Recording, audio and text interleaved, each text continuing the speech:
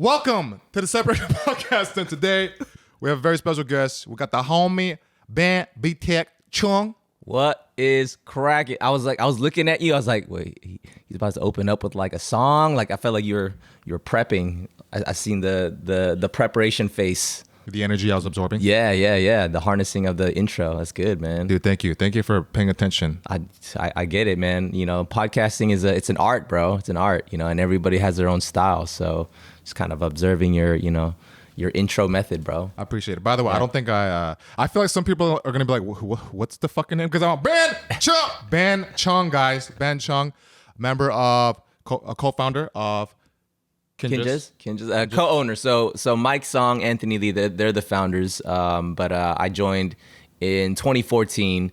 But we established the business together as a company in 2015. So co-owner of Kinjaz. You know what's crazy? So Mike Song went to the same high school that I went to. Yeah, he's from out here, Torrance. Yeah. And when I was a freshman, he was a senior, and I remember they had like a boys hip hop crew during the little event where all the class whatever go. Yeah. And then they were doing like the dancing shit. Oh, yeah. And I was like, damn, they're fucking good. I was like, what the hell? And then I didn't know years later he's like, oh yeah, here I am, killing it. So that was a trip, man. Yeah. Is he like a hometown hero out here? I don't know. I'm not sure. Probably, maybe. Yeah. Koreans know here, so I'm just like, okay, yeah. Yeah. But I'm glad to have you here. It was cool. We met on Clubhouse of all places. On Clubhouse, yeah. It's crazy, dude. I feel like 2020 was the year for Clubhouse, and it was just like a perfect because everyone's stuck at home, and like it was like the weirdest thing because Clubhouse to me, if I think about it, it's actually pretty primitive. It's everyone's just on the phone. It's like party line. I don't know if you're probably too young for that. But like back in the 90s, you talk about Mike Song was a senior when you were a freshman. So wait, how old are you? I'm almost 40, bro. I'm 39. You're 39? I'm 39, yeah. I turned 40 this year. Damn, dude. Yeah, I'm an old guy. So no, but you look young. Oh, thank you, man. Thank you. It's the Asian / dancing. It's the double fountain of youth over there. But dude, back in the 90s, there was this thing called Party Line, and you literally dial like this 800 number, and then it's literally just a bunch of people on the phone and like just talking about whatever. And so like to me, Clubhouse is just Party Line, just kind of revived. But I don't know. I think with social media being what it is now, obviously people use. We were just talking about social media just before we started rolling. Things like TikTok, Instagram, but like Clubhouse being this like new way to network using just like your voice, right? There's no video, there's no texting. And once I signed on, it's funny, Mike actually was the one who sent me the invite. And so he's like, yo, you need to get on this thing. This thing's like made for you. I'm like, wait, what is this thing? And he's like, dude, it's just like this super like networking thing. I'm like, what? So, and then when I like kind of started to get it, like there's like these different rooms and they're all like titled something where, talking about a subject, whether it's like freaking the Asian Bachelor, which somehow I got on. Yeah. And then like, things like cryptocurrency, Bitcoin, marketing, whatever. I'm like, dude, there's like tons of people on this thing just like talking about a bunch of like random stuff. But then like, I'm like, yo, you can actually meet some, really cool people that you probably would have never met unless you were on this. Like I met MC Hammer on freaking Clubhouse. Well, you know what I mean? randomly, right? Yeah. Like, I'm like, this is crazy. So, and you looked up to him growing up, didn't you? Yeah, so MC Hammer, man, he was actually one of my inspirations for dance. Like, I would watch music videos with him just getting down, big MC Hammer pants, like the whole thing. And, obviously Michael Jackson. Like, so that was kind of my first, like, I was intrigued by dance by seeing guys like Hammer. And then, like, fast forward to 2020 and I'm meeting him on Clubhouse and we're, like, talking on stage, which is, yeah, it's crazy, man. It's crazy. Yeah. Was a little boy inside like? Oh, I for sure fanboy, dude. I even told him, like, dude, I'm tripping out right now. I was like, you have no idea like how much I looked up to you. And he's like, oh yeah, man, respect. And like the fact that he even knew Jabbawockeez, he's like, oh yeah, Jabbawockeez, man, you guys are dope. I'm like, MC Hammer knows my crew. Like that's crazy. It's crazy. But yeah, shout out Clubhouse, man. It's a crazy networking space. But I don't know. How do you feel as of lately? Because I've been hearing like Clubhouse engagement has dropped like even like the downloads and new users and all that like has literally fallen off a cliff. So I feel like maybe it's because things are kind of opening back up again and people aren't as locked at home anymore. And I feel like I'm not really on it as much either, but I don't know. I think it's still dope, but I feel like it's not as hot as it was even just a couple months ago. It's not. You haven't been on it so much lately either. It's also because it changed, man. It's like there's like a lot of negativity on that app. Yeah. That I noticed, and I just kind of don't want to partake in that. It gets me fucked up. So, I think it's definitely because things opened up and mixture of that, and then it's just, I don't know. It gets kind of old. I feel like people talk about the same shit. Like I don't give a fuck about the shoot your shot rooms. Those rooms are meant to make guys feel horrible about themselves. It's just like it's just for girls to be like, yeah, I'm here. Yeah, I mean, you want me? And she's like, and they're like, nah, I don't. Nah, just this guy. Like I have friends that are girls and they just talk so much shit about the guys that shoot their shot on them. And I'm like, and I tell them, this is exactly why I don't do that fucking room. Exactly. Yeah. And it doesn't fucking go anywhere. I did it once and like, had like 2 whatever people shoot their shot at me, went fucking nowhere. And then I'm just like, and then sometimes you feel like it has to go somewhere because that's like the like right what the it's under the umbrella of like, oh, we're like romance and shit, right? And then I don't like the whole forced atmosphere of it.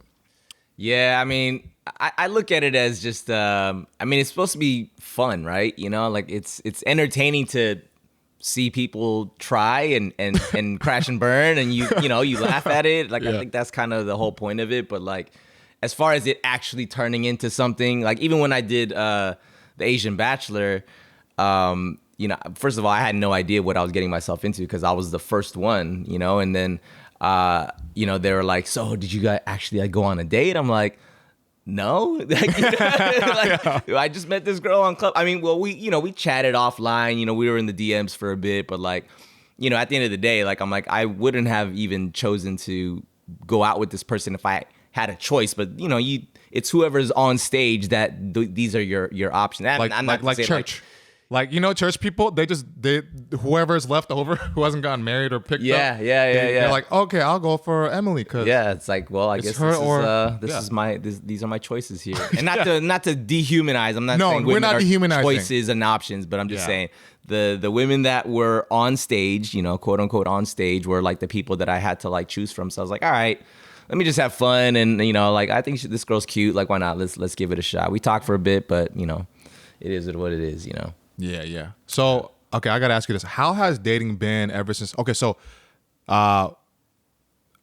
you're 39. Around what age did the dance stuff kind of pop up for you and then people started to kind of like know your name and everything? Dang, man, you're dating me right now. So, yeah, I started dancing in high school. So that's like 20 plus years ago. And, I started it just as why anybody starts anything. It's fun. You know what I mean? Like, I had some friends that were kind of into it and we just kind of like, we would practice together. And I didn't really start to take it seriously until college. So probably around 2001 was when I was like exposed to this like whole scene. There was like, the collegiate competition sort of scene where there's like these events and teams from that were based kind of out of these like colleges. So UCLA had like ACA hip hop, UC Irvine had Kaba Modern, and then like there's like 220. There's all these different teams that came from these different cities that were kind of tied to these colleges, and it was then when I was like, yo, like there are some pretty sick teams out there. So like I wanted to be a part of that scene. So I got down with UCLA's ACA hip hop for a bit, and then I actually transferred to UC Irvine, which is where I danced with Kaba Modern, and then I had opportunities to like even showcase my choreography, put my choreography on the team, and this is before social media, so there's no YouTube or anything. So like if something goes viral back then, it's just through word of mouth, or people will like literally burn DVDs and like give them to their friends, like, yo, you need to watch this, check out this performance or whatever. Mixtapes and shit, right? Exactly, like straight up slanging mixtapes. And so like when I started so probably 2004 was when I started to like gain some recognition. Like people like, yo, Ben from Kaba Modern, this routine, drop it like it's hot, you know, whatever. It kind of became this word of mouth thing. And then I started to get invited to teach classes at studios and things like that. And, you know, so once I graduated in '04, I moved back to LA. And I went to UCI for film studies, so I thought I wanted to get into like film and TV production, but the dance, like, you know, curiosity of whether I could do it professionally or not was very like, dang, I wonder if I could do it. And all it really took was like a conversation with a friend of mine who was dancing professionally in the like commercial industry. And he was actually one of the few Asian guys that was like in that industry that was successful. He was booking a lot of work. And I just had a conversation. I was like literally at work. I was chatting with him on AIM, on freaking chat right here. And then I was like, yo, man, do you think like I could, you know, I have what it takes to do this professionally? He's like, yeah, man, go for it. And I was like, you know, but, you know, I have this job at MTV right now. Like, I don't know, is it kind of like risky? He's like, well, is that something you can come back to like later in life? And I was like, yeah, I guess so. And he's like, well, dance is probably something that you need to figure out now while you're young. And I'm like, it's true. So I was just like, all right, cool. So I just took the chance. I quit my job at MTV, and then I just decided to get into it full time. I got like an agent, started going to auditions, started like, you know, sending my resume and stuff like that. I mean, this is back in the day where you still had to like send your paper resume to like studios and stuff. I started teaching at the, you know, studios out in North Hollywood. And then slowly but steadily, like work started to come. And then 2007 was when I got down with Jabbawockeez. And then 2008 was when we did America's Best Dance Crew on MTV. And then we won that show. And then literally everything changed after that. You know what I mean? So like I never went back to my MTV job. I just kept doing it. So yeah, that's kind of like the long story short. Yeah. At what point in that time did it hit you and like everything got validated? Like all that hard work you put in, you know, maybe some of the doubts you had, like, and then, but you were like, no, I still believe in myself. And you know what I mean? Just like, yeah. At what point was like, oh shit, like I'm here, like I'm in it. Yeah. You know, it's funny. Like I never thought that like I was in it. Like I maybe in hindsight now, I'm like, oh shoot, like I've been doing this for 20 plus years, but it wasn't like this, like, oh, I found my thing, therefore I should stay in it. It just like, it just kept working for me. So, you know, like when you're in the middle of something, I mean, I don't know, I guess people are different, but like for me, when I'm like in flow, I don't like take time to think like, yo, what am I doing right now? Like, is this the right thing? Like, I'm just like, I don't know, it's just working. You know what I mean? Like, and it's not stopping. So, I mean, I guess to simplify it, I loved doing it. I still love doing it. Once you love what you do, and we were kind of even talking about this earlier before it started rolling, when you love what you do and you can eat off of it, you're like, yo, I'm winning right now. You know what I mean? Like the concept of like, is this the right thing? Like I don't even think about it because I'm like, yo, I love it and I can eat off of it.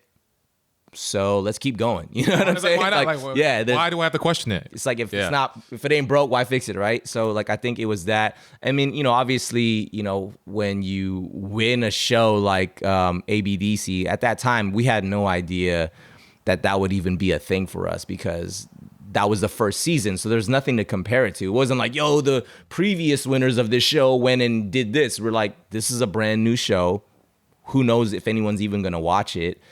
And it was just like a cultural phenomenon at the time. It just worked, you know, like dance crews, you know, blew up after that show. Like everyone wanted to make a dance crew after that show. And like my mom, you know, coming from a, you know, Korean household, my mom never supported me dancing. She just thought that was like a hobby. She's like, okay, you know, when are you going to quit that and, you know, focus on, you know, getting a real job and this and that. That was actually why I decided to like go through college. And then, you know, when I was working at MTV, my mom's like, oh, okay, he went to college, he has a job at MTV, so he's good. All the while in my, you know, in the background, I'm like, I'm actually really just trying to pursue dance, you know? And she never took it seriously until we got on MTV's ABDC, and she's like, "Oh, he's on TV now." Like, saw you. Yeah. Oh, I know that network. Yeah, it's like, okay, so she can still brag to her friends about, "Oh yeah, my son's on MTV," and blah blah blah. And so, yeah, until she started seeing that I was able to take care of myself and, eat off of the thing, like she never really supported it. But, after that, she was like, okay, keep going. Like you're doing good with that. Like, So, I always believed in you. yeah, Right? yeah, Okay, mom. Sure. yeah, exactly. No, but that's cool, man. Like, I'm not there yet in terms of like I make like pocket change right now, but it's exciting to see, for you and like where you're at, and like me imagining, okay, that'd be cool, to get to that place where I could literally like fully be able to be, independent with it, financially and all that stuff. Yeah. Well, I have a question for you, man, because before we start rolling, because we met on Clubhouse, and you were even saying that you haven't really been like in this sort of like like you're gonna really just go for stand up, and you're saying you kind of blew up on TikTok, and like, I'm curious with what's going on with like the current way to blow up, right? You don't need a TV show. Like you can blow up off of social media, you know what I'm saying? So like for you, what was the thing that like, 'cause I mean, you say you worked in marketing and stuff like that, but then what was the thing for you where like, yo, I'm gonna like really just kind of put my stuff out there and then try to get my content out there? Like what was that little switch that flipped for you? I always loved, doing like front of camera stuff, but I was still pretty shy about it. But then it wasn't until we started having clients and I started doing like, I'm the guy behind the scenes and then they're the ones in the front. Yeah. And we're doing shit for them. And I'm like, yo, come on. Like that's not it, man. Like, Yeah. I'm like, do it this way, do that. And then but the whole time deep down, I knew I'm supposed to be in front of the camera. I fucking knew it. But I was afraid to admit to myself that's what I wanted. Because if I admit it to myself, then that's like me unplugging from the matrix, and then I have to face the reality of life. And once I face the reality of life and who I am, that means that I have to go this unknown path versus like me lying to myself, staying in the matrix, and then doing the path that everybody else does, which seems like it's safe, but it's really not safe because,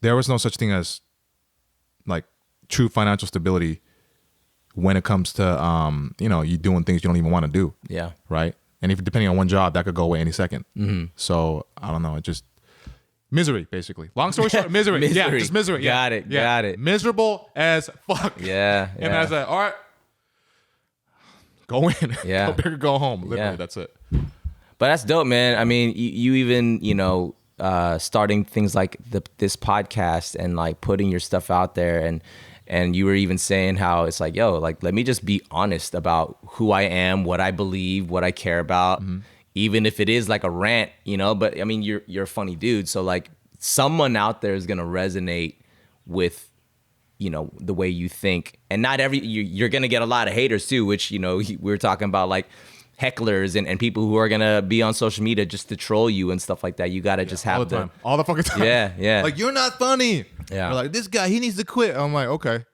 But I'm glad I got a ton of those comments. Well, I'm glad I started getting this attention like 30 because I'm more mentally mature. I can handle it. Yeah. Mentally. Yeah. So I just feel like, wait, for what age for you? How old were you when it like hit, like the people knowing you? What around? Man, so ABDC, when we did that, I was 27.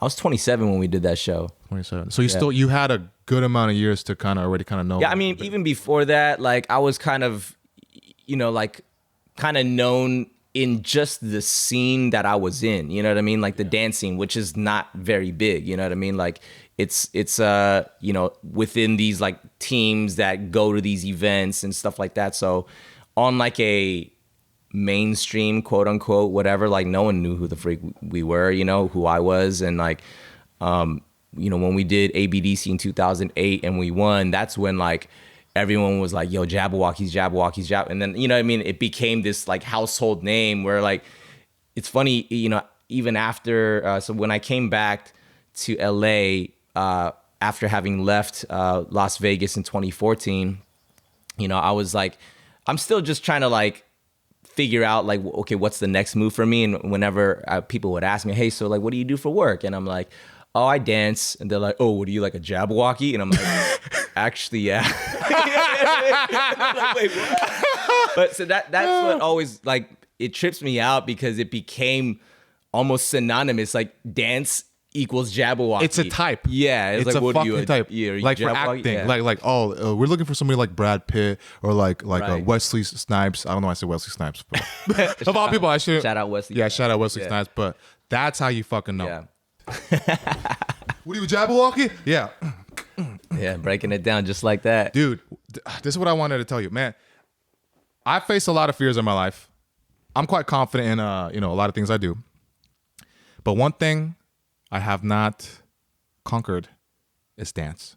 I'm so shy when it comes to dancing. I become a child again, like a wallflower. Okay. Yeah. And then when I'm there and I'll just do like a 2-step and I'm like trying to look like I'm confident. I go slow. I'm like, yeah, I'm confident. But instead I'm like gulping. Like, oh fuck. Like, I'm like, what am I doing here? I'm so uncomfortable. So I respect dancers so much because that's the one thing that I'm still fearful of. Yeah. But I'm not scared of like a ton of stuff. Well, I mean, you got to think about like dancing it's a skill that you'll only have if you put time into it. You know what I mean? Like, I mean, I'm sure there's people who may have natural groove and things like that.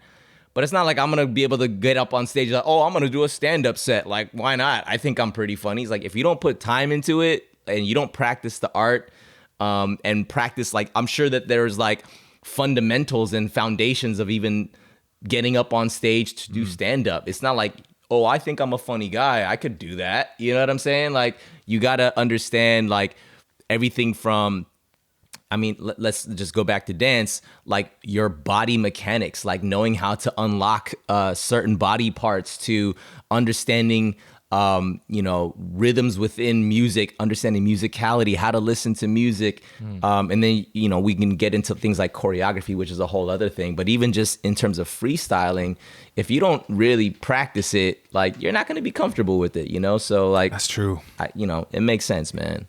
Yeah, but dancing but here's the thing, like dancing, that's like a thing like girls look at, they're like, oh my God. They're like, all right, like they did, oh my God. But when it's like comedy, you're up there, they're like, oh, he's confident and stuff, but it's not always like, they're not imagining how I'm gonna be in bed. But when they see dance, they're like, oh girl, he can move. Like they do that. What's funny to me? I get that. I of course I hear that all the time. If girls are attracted to guys who could dance because that somehow equates to how they'll perform in bed. But I'm like, really? Like, so if I'm like isolating and like, is this how I'm gonna be in bed? Like, you know what I'm saying? Like, is that hot to you? But it's just, it's a weird connection. But I guess it's just like, there's just an attractive nature. I mean, like, women are attracted to guys who are funny. You know what I'm saying? Are you gonna tell jokes in bed? You know what I'm saying? Like, okay, that's fair. That's fair. Yeah. It's something. It's just an attractive quality, which I don't know if it really correlates like 1-to-1. Like, if you're good at this, then you're gonna be good at this. You know what I'm saying? Like, I don't know. Yeah, because there's definitely been times it did not correlate at all. I'll say that. Yeah, I will admit. Okay, that's fair. The reason why I said that too is because I was on TikTok this morning just scrolling around. Lo and behold, Jabbawockeez comes up out of nowhere, and I'm reading comments, and the girl is like, "Oh, it's so hot the way they move. You just know, and I'm like, okay." But every time, from my comments on my video when I'm doing stand up, it's like, "Yo, that was quick. It's like 90% guys like, "Yeah, bro," and I'm like, "Where's the girls at? I want a little bit of that attention, So yeah, I gotta. It's funny. I think that is. So I was looking at I was on freaking Instagram yesterday. So I followed this dude. His IG's b.motivated, but he's like a fitness guy. But he just posts like really good content. Like, I mean, he's crazy. This fool's like a crazy athlete. But then he's also just really creative in like his other content. He'll post like funny stuff of like, he's like, this dude's freaking ripped, right? And he said like one of the things was common misconceptions that people think about towards people who are into fitness, right? They're like, oh, you're conceited, or all you do is work out, and like you're always on a diet. And he said like one of the misconceptions of people with like abs, right? 6-pack abs, they're like, oh, that's gonna get all the girls. Like, I guarantee you that you go to a pool and you take off your shirt and you got 6-pack, you know who's coming up to you? Every dude around you is like, yo, man, how'd you get that? Like no girls coming up to you, whatever. So it's kind of like, guys are more impressed by things like, yo, man, that was witty, bro. Like, I dig that. Or like, yo, bro, you looking fit right now. It's like, that's true. It's this like, you get the attention of guys because guys think that if you have this, you're gonna get all the girls. So then they're the ones who are more impressed by it than the actual girls themselves. That's like a feedback loop. Yeah. Where guys think, right? Yeah. It's like being stuck in limbo. Yo, you can dance. You must get all the girls. But it's like, maybe not necessarily like, oh, you're funny. You get all the girls. Well, now teach me how to be funny. Teach me how to dance. So then everybody, it's just like a hamster wheel. Yeah. You're getting the feedback from all the guys because they all want it because they think that like, yo, this is how you do it. How'd you crack the code? You know what I mean? True. Actually, a lot of buff guys I know are fucking losers. Yeah. Okay, that was all to me. I didn't mean to say loser. That came out. We don't want to lose the buff crowd audience. Yeah, here. buff crowd. My bad. Slow Patrol. I apologize. Natty crew. No, but I mean it's true. That's the thing that okay. I'm trying to decide if I want to go this route, but fuck it. Okay. I'm making it sound like it's a lot more intense than it is, but it's not. That was me trying to think about what I'm going to say. No, but like, I truly believe most men's biggest fear is woman and rejection of women. Mm-hmm. Our motivations, woman. To get better at certain things. Like, do you know how I learned how to play guitar? Because I was trying to lose my virginity. There it is. That's it, man. There it is. That's it. I mean, at the end of the day, like, I mean, yeah, I love dance because it's fun, but once it started to get the attention of girls, I'm like, hey, this thing's kind of cool. I think I'm gonna put more time into this. Right? You know, so motivation. Yeah. It's validation. Yeah. Right. Yeah. So I mean, you know, but here's the thing. I think what we do, I know is a lot more practical when it comes to that type of attraction than the swole patrol fucks, the guys that only depend on their body. Because then they don't have to develop other aspects of themselves because they think if I develop this extra like eighth ab, it's gonna get the girls, right? Like it's like I got 7, I need that little that rest of the half right there, right? The dimple. And what I really have noticed when I talk to these guys is they're very afraid of women. And they have to get wasted to talk to women when they're at clubs or well, I don't really like clubs anyway, but like, you know, just anywhere in general. So, and that's why they get so insecure when they lose a little bit of size. Like they lose like half an inch of circumference on their bicep. They're like, yo, like this is why girls aren't talking to me. Right. That's not why. You know, so. Yeah.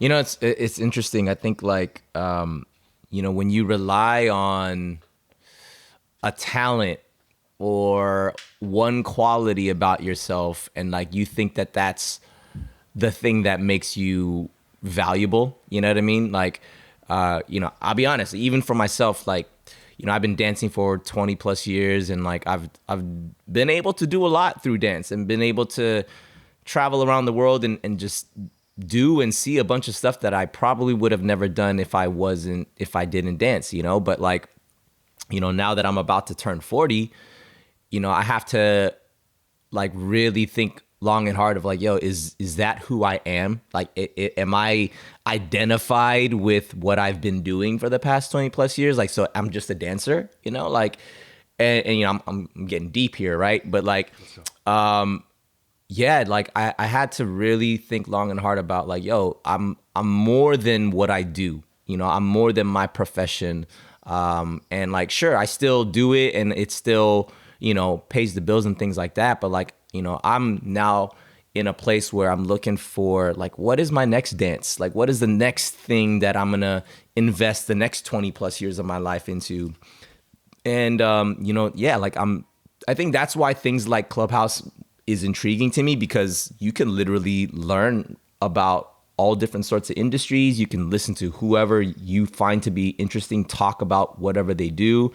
Podcasts, I'm like super into podcasts. I'm like, yo, there's a lot of information out there. So if you want to learn about anything, there's free information about that. You know what I mean? There's books, there's podcasts, there's audiobooks. Like, I think so for me, trying to be a little bit like, get myself scared. You know what I mean? Like, I think that's something that's tough. Like, people are afraid to get afraid, you know, and I'm trying to learn to be comfortable with like, yo, I want to be uncomfortable often because when you're uncomfortable, you're forced to figure it out. You know what I mean? Like either you get uncomfortable and you give up and then you bounce, or it's like, man, I don't know how to do this yet.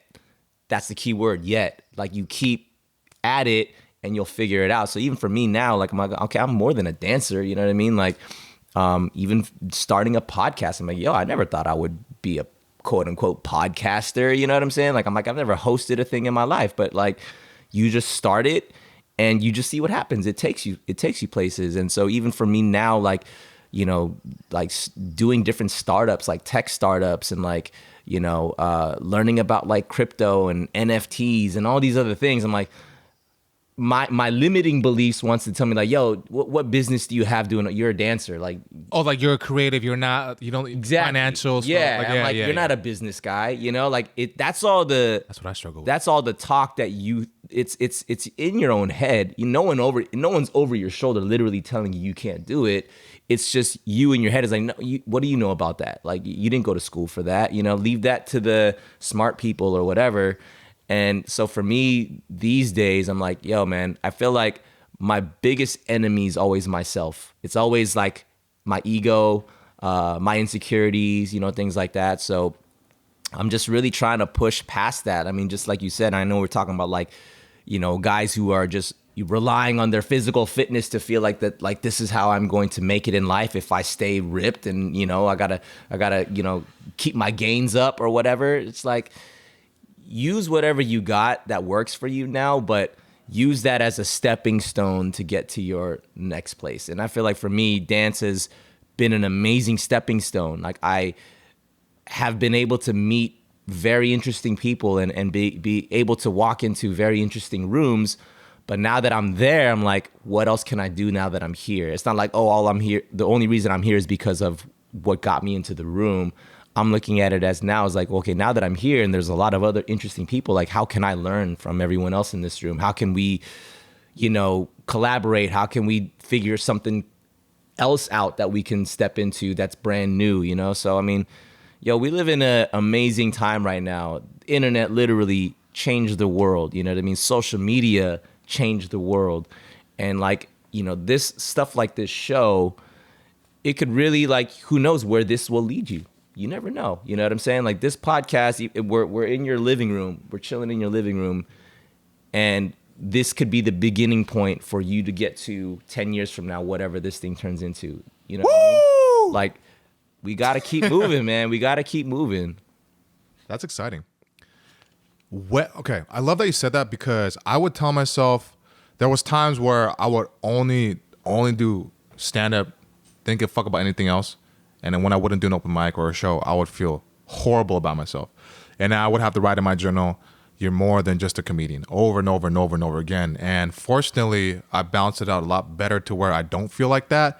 But since I'm still like kind of in my infancy stage of this, since it's only been like 2.5 years, and I'm not really like fully eating off this yet. That's why I feel like, but also as I get older too, you know, we get more in touch with our emotions and you know, like life stuff, and then it's navigating through that as well. So I feel like, well, for you, when did that thing scratching at you, like become like a full blown like kind of itch with it, like of, hey, I'm more than this, I want to explore other stuff? Was it like mid-30 or like a specific age around? Yeah. Age?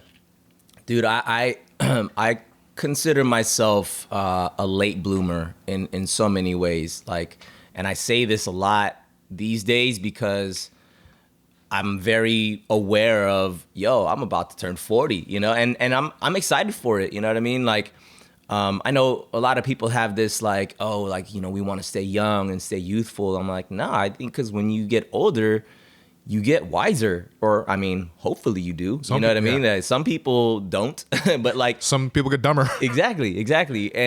And for me, like, to know, I mean, you know, I value health, like, you know, to the highest degree. Like, you know, your health is your wealth, right? If you don't take care of your body's gonna let you know, like, hey, you've been treating me like crap, and now you've been running too. I've been seeing you, man. I've been watching your progression. Your time is like the same, but your mile is going higher, so you're running quicker.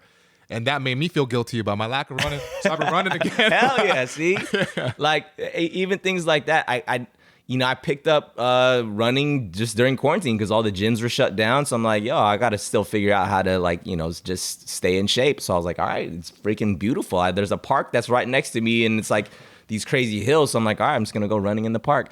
But like, I think I didn't really start to value, sure, like I valued physical health and things like that probably since, because I was like a fat kid growing up. I was a chubby kid pretty much all through my entire life until college. I weighed like 175, bro. I was like 30 pounds overweight. And so I was like, yo, man, this is not hot. I need to lose this weight. And, I was always active as a kid, but I just ate like crap. I just freaking ate McDonald's like every day, you know what I mean? And so once I decided like, all right, I'm going to cut out the junk food. I'm going to work out 7 days a week. I did that for like, within 6 months, I lost like 35 pounds. And people thought I was like on drugs. They're like, yo, what are you doing? And I'm like, tweaking? Yeah, I'm just like, I don't eat McDonald's every day. And I'm working out, I had McDonald's this morning, by the way. Hey, shout out Sausage, egg, McMuffin. I love McDonald's, man. I love it. But, you got to do it in moderation. But that was the thing that like, once you are able to like convince yourself like, yo, you did this. Like, here's the evidence. You dedicated yourself and it worked. So that was a big confidence builder for me. And then, at that time, I was also starting to get into dance. So I lost the weight, started to get into dance, and like started to get good at dance. So then people were like also like affirming that. They're like, yo, you're good at that. And so I'm like, yo, okay, so when I really care about something and I really put in the time and I get results, it makes me feel good. At the very like basic level, it just makes you feel good.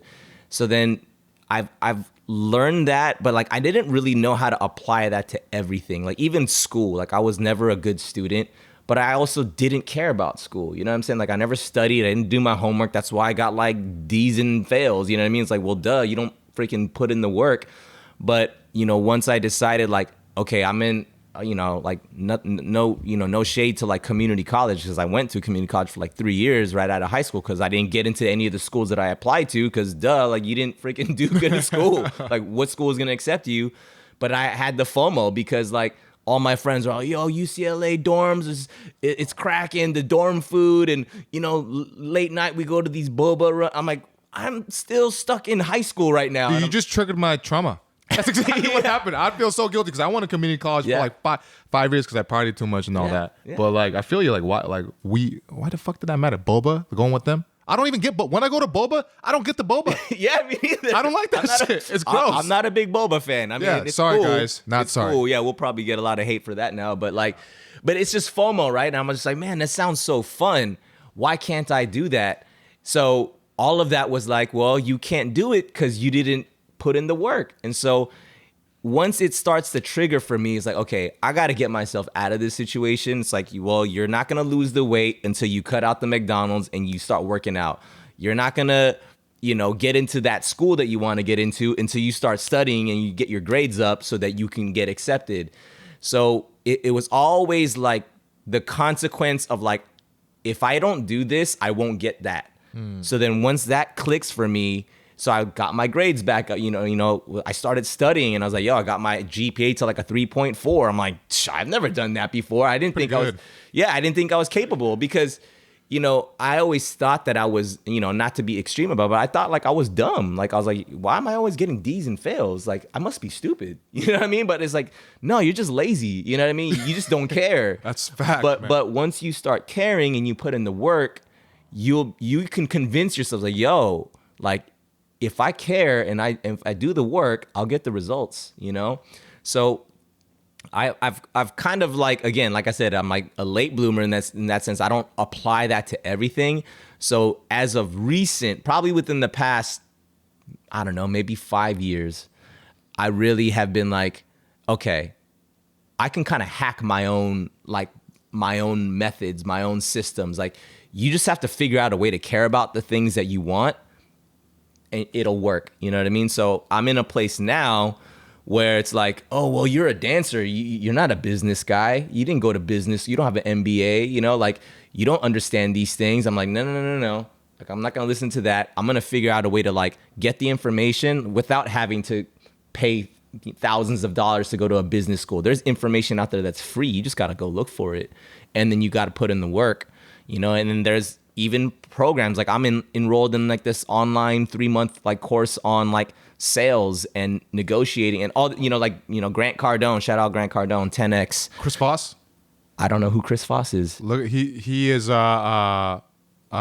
was a negotiator for like hostage situations. Oh, word. So he gives advice on that, like techniques. His book. I actually have his book too. So yeah, you definitely look into that. You see what I'm talking about? Like you can get the information on the things that you want to learn They about. just put it out there. YouTube. Do you know how much YouTube taught me? YouTube is my dad. Exactly. Yeah. So my dad never died. No, actually, he's better than my dad because he actually spent time to teach me stuff. Dang. Just kidding. Got real, I know, no, too real right now. Okay. No new friends. Yeah, but yeah, man, like that's exactly that. The internet, social media, like every bit of information. I mean, well, mostly, I would say, you know, anything that you want to learn about, it's out there, you know. And so, like, there is no excuse now to be like, oh, well, like, I don't have access to that. I mean, if you got a smartphone, everybody got a freaking smartphone in their pocket. You got a computer in your pocket. You know what I'm saying? Like, you can find out. You just have to put in the work. And there's no shortcuts to that stuff. You know what I mean? Like, Kobe only became Kobe because he put the hours in the gym every morning, you know what I mean, to become the greatest. After, too. And after, right? Yeah. And you know, that whole, you know, like that was another thing, you know, when Kobe had passed. And I'll be honest, I'm not a huge sports fan, but to me, somebody like a Kobe Bryant transcends just sport. You know, he is a thinker. He is a figure that like represents an idea. Like, you know, when you think work ethic, you associate that with Kobe. You know what I mean? Like the Mamba mentality. So, you know, even his book, you know, when he passed, I was like, yo, I need to like get into this guy's brain, you know? So I got, I got the book and I read it last year and I was like, man, this guy was just like nobody was like him. You know what I mean? Even Jordan would, you know, give his respects to Kobe. Like, and that's why he coached him the way that he did. He's like, yo, like, I see you're the next guy. You know what I mean? And so, you know, when I think about guys like Kobe, that really, there's no shortcuts to greatness. You only get what you put in, you know what I mean? And like, and there's always going to be somebody right behind you that's coming for you. You know what I mean? So like, you got to make sure that, that you stay sharp, you know what I mean?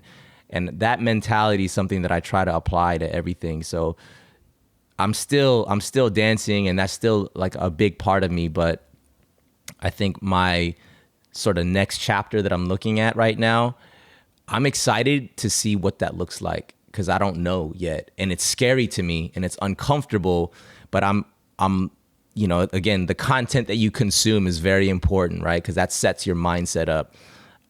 When I'm hearing people that I look up to and that I respect and that I admire, and they all kind of say the same message, like, yo, stay uncomfortable. Be comfortable with being uncomfortable, because that's the best place for you to be, because that's going to be the place that always is going to propel you to get to your next level. So I'm like, okay, I must be in the right place, because I'm scared right now. You know, I'm learning new things for the first time. I know that I'm not dumb. I just got to care about stuff, and I got to put in the work. So when I do that, my history has shown when I've done that, it's worked. You know what I mean? So like, if it ain't broke, why fix it? Keep the formula that works, you know, but just kind of fine tune it, tweak it, and continue to surround yourself with an environment that's going to be conducive to that. So the content that you consume, the people that you hang out with, that's the way that you spend your time, make sure that it's going to feed that thing. You know what I mean? So I think, yeah, that, you know, to kind of the long-winded way to answer your question, you said like when that kind of happened for me, I would say probably within the past 5 years. And that's why I feel like I'm a late bloomer. I'm about to turn 40. You know what I mean? Like, I think about like people who are in their 20s that are like CEOs of companies. I'm like, bro, you're like 27. You know what I mean? Like, how come I didn't figure it out then? But your story is your story. There's no timing but your own timing. You know what I mean? You can't compare yourself to be like, dang, this guy did it at that age. Like, I must have wasted my life. You know, it's like, no, well, that was that person's story. This is yours. You know what I mean? Say a different word at that point? What? I thought you were gonna say a different word. What did you think I was gonna I say? thought you were gonna say bitch. My brain filled it in. You know, that's a, You could insert that for me. because I know I was like, okay, he's like very like editing himself and I was like, with certain words. I looked at your shirt, or your necklace. I was like, oh, are you religious? Yeah, I'm. That's why I was like, makes sense. I was like, okay. He's like freak, like okay, like guard. Yeah, I don't really cuss, man. No. I think that's great. I'm not judging that at all. But when I noticed that, I was like, okay, there's a reason why. But I think it's good. It's better not to. Hey, but I love it. You know what? It's funny. Like, growing up as a kid, like, I didn't become a Christian until high school. But you chose to be Christian. Yeah, that's the funny thing. Because I mean, I was forced into it. Yeah, well, yeah, so was I. Like, I grew up going to literally. I was born and I was just at church every Sunday. That was just what I thought it was. Like, your family does this, and this is what you associate yourself with. But I didn't learn until in high school where I was like, wait, Jesus like wants a relationship with me, like. What does that even mean? You know what I mean? Like, no one told me that when I was growing up in church. Like, I'm a sinner in need of a savior. Like, what does that even mean? No one told me that. Put $1 in this offering. Yeah, it's like you'll be saved. Yeah, like as long as I go to church and do my offering and pray, like I guess I'm going to heaven. Yeah. Like, don't do the bad stuff. But like, we can get into that conversation, another time. But like, I used to cuss like crazy growing up as a kid. And after I became a Christian, like that was one of the things that just kind of stopped. Like I had like the worst, like in third grade, I figured out like these cuss words. I'm like, yo, this is great, but like, that was one of the things that kind of just like stopped for me. So yeah, I don't know. It's just not really cussing is not my thing. No, I think that's good. I think then you kind of transfer that energy into other places. Me, I like talk for like my life. Yeah. So that it just feels good. Like, fuck, I'm like. That's like every curse word is rebellion against my dad from 20 years ago. Like, oh, you want me to go to Korean school every Saturday? Okay, I'm like, okay, I say okay, but instead I'm like, funky. Hey, but how thankful are you about Hangulakyo? Because if you can read and write, for me, I hated going to Hangulakyo too, man. But like, I'm so like, man, if my mom didn't force me to do that, I wouldn't know how to read and write. Dude, I didn't even go that long. Oh, okay.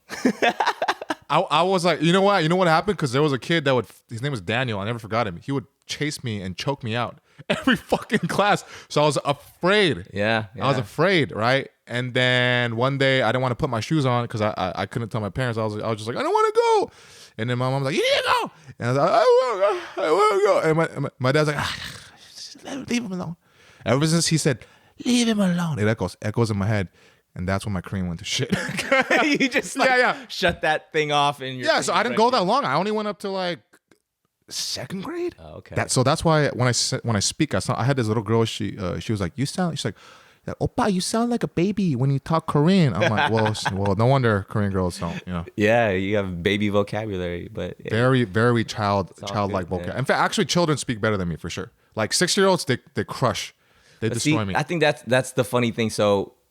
Everything that our parents made us do when we were kids that we like, hated doing it, like playing an instrument, like that was something that never worked for me. My mom made my brother and my sister. My sister's older, my brother's younger, so I'm right in the middle.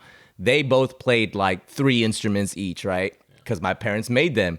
They tried to make me, but I was like that rebellious like middle child or whatever. I was like, no, I don't want to do it. Like I played guitar for like 3 months and then I was like, oh, my fingers hurt. I don't want to do that, and I stopped. Sensitive. But like I think back and I was like, dang, I wish I would have done that so that I would have that skill. You know what I mean? So again, that whole late bloomer mentality is, if I had stuck to these things that now I wish I had that skill, like being able to speak Korean and read and write. I'm not like freaking, I'm not super fluent. I'm like conversationally, like I can go to Korea and I can figure it out, that kind of thing.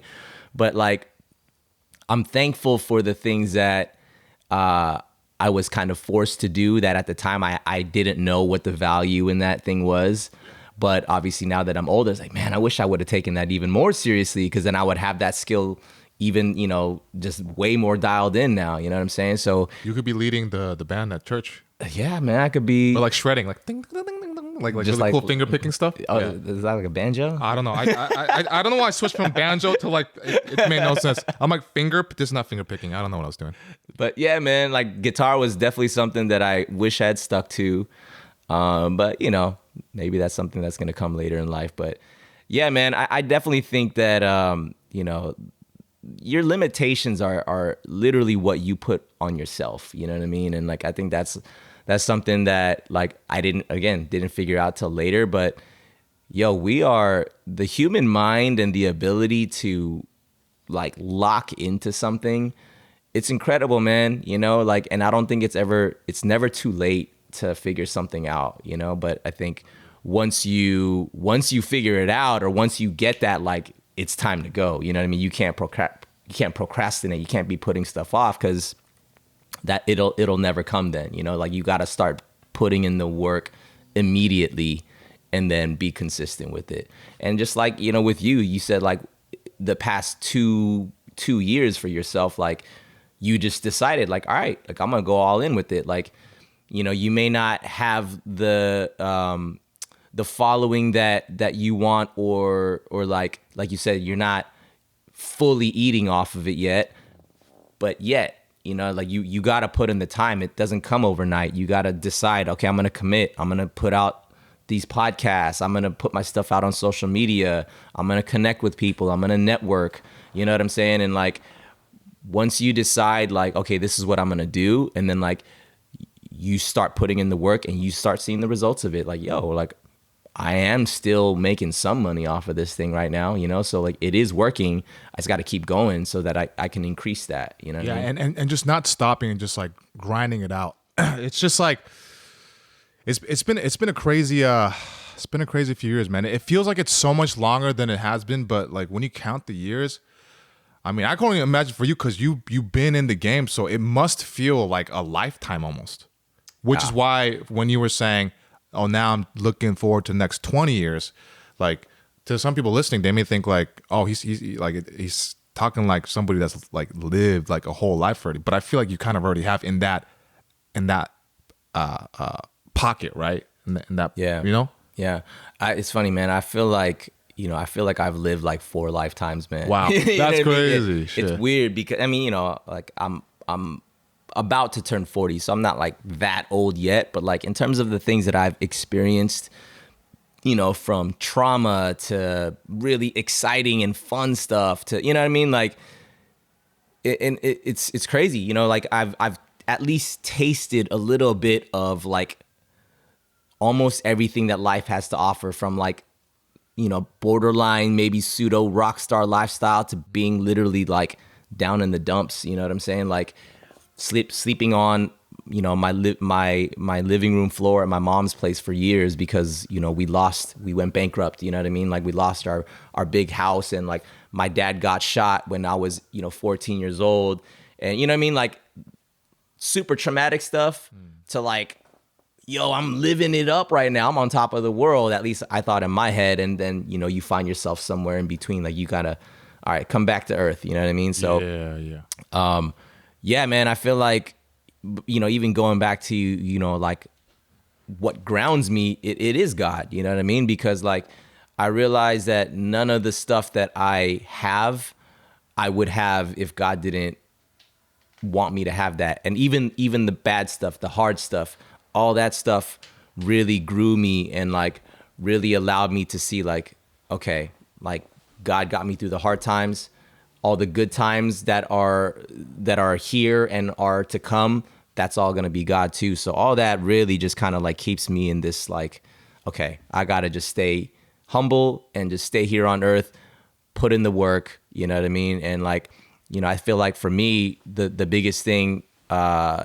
these days is purpose, right? Like, everybody has a purpose, you know, and everybody's purpose is unique, you know? And I think for me, learning what that is for myself and leaning into that, and making sure that everything that I do, even on a career driven sort of path to relationships, literally how I spend my days is like, are you leaning into purpose, or are you just kind of like going through the motions? You know what I mean? So I try to gauge everything on that. I mean, you mentioned earlier about like journaling and things like that. Like, I do that like to make sure like, yo, what's going on in my head? You know, sometimes like we don't know how we feel about stuff. We don't know like what we think until we just start like writing or talking to somebody. You know what I mean? You're like, yo, I didn't even know this was all inside me right now because I'm just kind of keeping it bottled up. But, you know, when you journal and when you get stuff out there, you're like, whoa, this is really how I think right now, you know? And I think that's important, man. And I think, you know, going back to being this late bloomer, I didn't figure that kind of stuff out until recently. So like, but once you figure it out and it works, man, you just got to keep practicing it. You know what I mean? So we just went super deep right now. I don't know if this is like. Oh no, we get deep. We get deep. Okay. Deep with Okay. that Good. It's not just like ha ha. You know, it's not. We don't. Yeah. It's all. It's that's why it's called the set breaker, because we're trying to break everybody out of their set ways of thinking with some real shit. That's what's up. That's what we're here to do. So, okay. You've had a lot of cool things happen to you. Had some cool stuff happen, yeah. Cool stuff happen. Yeah. And some of this cool stuff, there must have been the devil's fruit involved, right? The devil's fruit? You know what I mean? The devil's fruit. Uh-huh. A lot of like, you know, temptation. Okay, yeah. Uh-huh. Was that hard to navigate? Well, yeah. That's kind of by nature what that is. Yeah, it's tempting, man. And you know, like, you know, having lived in Las Vegas, you can imagine it's like it's Sin City, you know, and sure, you know, like I got wrapped up with the whole party lifestyle when we're out there. I mean, you know, when you have a show in Las Vegas, and like you're kind of like considered like the cool kids on the block because you're like this, you know, hip hop dance act, you know, you're not like Cirque du Soleil, you know, I mean, nothing against, I mean, Cirque du Soleil is amazing, you know, like I wish I could do that stuff, but like we were kind of a new style of a show. You know, to my knowledge, there was never a type of show like the Jabbawockeez show on the Strip ever before, you know, and then headlining, you know, at the MGM Casino. So it's like, it's not small beans, you know what I'm saying? Like, it's kind of like, yo, you guys are out there and like. Frijoles, man, shit. Yeah, small frijoles, man. And, you know, seeing like, I remember just the first time standing on the Vegas Strip looking up at like the Monte Carlo marquee and just seeing the Jabbawockeez show sign. And I'm like, that's us. That's crazy. You know what I mean? We're on the Strip. And yeah, man, like when that happens, you know, you get a lot of stuff handed to you, bro. You know what I mean? And like, it's easy to get caught up and you get, you know, you got a bunch of young guys in Las Vegas being put in that kind of position. Yeah, there's a lot of temptation that comes with that. But like, you know, through all of that though, that was honestly how I found my way back to God, which is interesting. Cause like I got caught up, I got wrapped up in all that and I sort of hit my rock bottom, dude. Like, you know, it was straight up one of those like, holy crap, like how did I get here? You know what I mean? Like, and I felt like I was so far gone. And, but yeah, it was, it was a process of like first figuring or seeing how far that I had gone and knowing that like, man, I don't want to keep doing it this way. I don't want to keep living my life this way. Cause I feel like I'm straight up just living like a double life. You know, I feel like a big hypocrite right now. And I just like straight up, like just talked to God. I was like, God, I don't want this anymore. Like, but I don't even know how to get back. And, you know, it's a process. It's not like, you know, God came down and talked to me. He's like, well, here's how you do it. It was a process of like first realizing that and then allowing that to sit and like, how do you feel about this now? And like, you know, of course it doesn't feel good, you know, but like, but he put a lot of people in my life immediately. Like, you know, I was still going to church, you know, thank God I was still going to church, but like, I wasn't involved. I didn't really have people in my life that were like knowing what my life was like. I was not being held accountable by anybody, but I just started seeking people. And so I went to my church, like, you know, some of the pastors there, and like, there's a guy that was leading the young adults ministry there that I had known. I would always run into him randomly in Vegas. And so we knew each other, and I just hit him up one day. I was like, yo, man, like, can I like hang out with you? And he's like, yeah. And so like, you know, it was really because I knew I needed help and I couldn't do it myself. So I was like, I need people in my life. And yeah, that was the start of it, man. And just kind of like staying accountable to these people and being honest. I'm like, hey, like I've been struggling with this and that, and like, you know, so it was a long process. I would say over a year's worth of just like unpacking a lot of the stuff that I had built up, cutting out a lot of the crap that I was doing, you know, from like drinking and all that. Like, I drink now, but like for that year, I just like was like, I need to just be like no distraction. So I just cut out alcohol like for a whole year. I'm like, I don't want to be thinking about, like, I just need to be of like clear mind and all that. But yeah, man, it's a process that I feel like everyone has their own journey. Everyone has their own way of figuring things out. But for me, like, again, going back to the whole me feeling like I've lived like 4 lives, like even that the time of realizing where I was at into like where I'm at today, that's like I almost feel like a new rebirth of like just even having experienced just like extreme versions of life. It just gives me an excitement to be like, I feel like I understand a lot of people, because not to say that like I've lived everyone's life, because of course not. Like I don't, you know, but I can empathize with people when they struggle with certain things, or if they've experienced certain things. I'm like, yo, I feel like I've kind of been there before, you know? So, yeah, I don't even know if I answered that question well, but no. Temptation, yes, it exists. Yeah, it exists for sure. So the reason why I also asked that is because I've been finding the more I'm going in deeper into like this entertainment shit, is I'm seeing people want to take that devil's fruit. They want to take that shortcut also. So the devil's fruit to me is not just only like temptation revolving like whatever party lifestyle and the stuff that comes with that, but also shortcuts. You know what I mean? Like the Satan's contract type thing. Now I'm not religious, but I still like to, you know, refer to things as that stuff and all that. But because I know some people recently, you know, I'm not gonna get too deep into it, but basically they decided to take the devil's fruit by essentially like putting their lives at risk for some quick fame, which got them in trouble with a certain group of people, which got them into big trouble, like big trouble, right? Which ultimately ended up fucking up whatever they created for their dream to that point. So that shortcut that they thought would make them get there faster ended up putting a block to that, right? So ever since then, I've been thinking so much about shortcuts, doing things authentically, doing things your way, the longer way, the right way, right?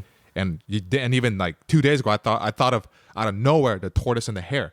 That shit makes so much sense to me now, than ever, right? Because I always said I'm gonna do. I don't care. I told myself when I got into this is gonna take like 10, 20 years before anybody knows my name. And I was fine with that. I said, you know what? I'm just so sick of being miserable. I don't even care.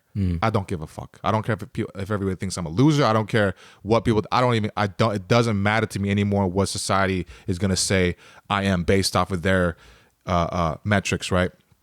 So, you know, going based off of that, with what happened to them, I'm like, dude, I'm good. I'm cool. Yeah. Like this way is way better. So I feel like there has to have been moments where people did offer you that, you know, that shortcut, and then you were kind of like, okay, maybe this ain't it. Or was that a thing? Did that ever come up for certain things? Or I don't know how it is with dancing. Yeah, I mean, I don't know so much about somebody offering me a shortcut route, but I think for me, and the funny thing is because I think by nature I'm like a lazy guy. Like by nature, I feel like I like to chill. You know what I'm saying? Like I'm not like, yeah, I want to work hard. You know, that's not, again, like as a kid, I always just did stuff that I felt was fun, which essentially like, if it's not fun, I don't want to do it, you know? And I think that's kind of like fueled by laziness, you know? So I always did try to find the shortcut of doing something like, you know, cheating off of someone else's test. That's the shortcut, right? It's like, I don't want to study, but I don't want to fail this test, so I'm going to cheat, right?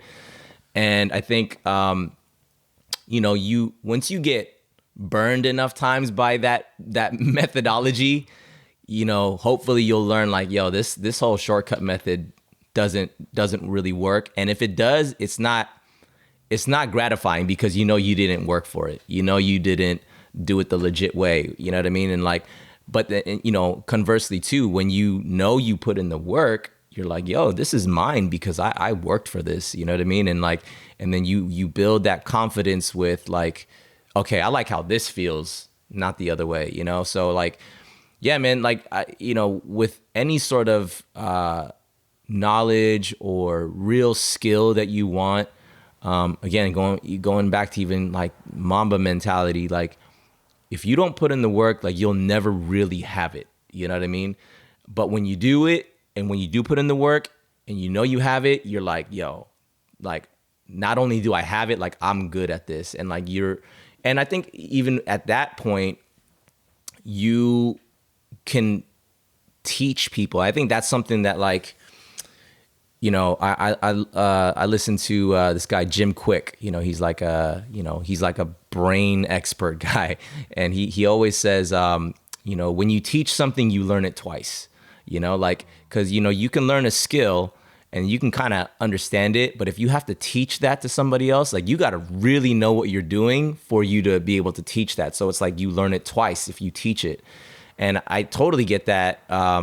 You know, that way of thinking, because when I was a dancer just dancing and I was learning from, you know, other people, I'm like, okay, I know how to like move because I'm learning it. But once I started teaching dance, I'm like, yo, like I really need to know what the frick I'm doing so that like people can really understand. I need to be able to explain things. I need to be able to know physically exactly what I'm doing so that I can like break it down for somebody.